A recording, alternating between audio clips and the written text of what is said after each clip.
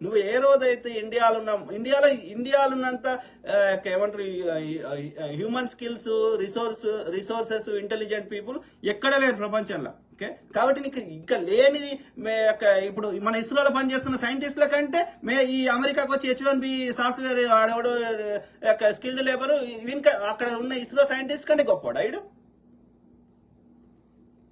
ఆలోచించండి. ఓకే, కాబట్టి the only way India develop కావాలంటే మనకి బ్రెయిన్ లేదు, మను లేదు, మశానం లేదు. Okay, only way India develop కావాలంటే ఇండియాలో ఉన్న ప్రభుత్వాలు, కేంద్రమైన రాష్ట్రమైన బాగా ఇన్వెస్ట్మెంట్ చేయాలి, ఇన్ఫ్రాస్ట్రక్చర్ మీద చాలా ఇన్వెస్ట్ చేయాలి, రీసెర్చ్ ఇన్స్టిట్యూట్ చేయాలి, బేసిక్ ఇన్ఫ్రాస్ట్రక్చర్ పెంచాలి.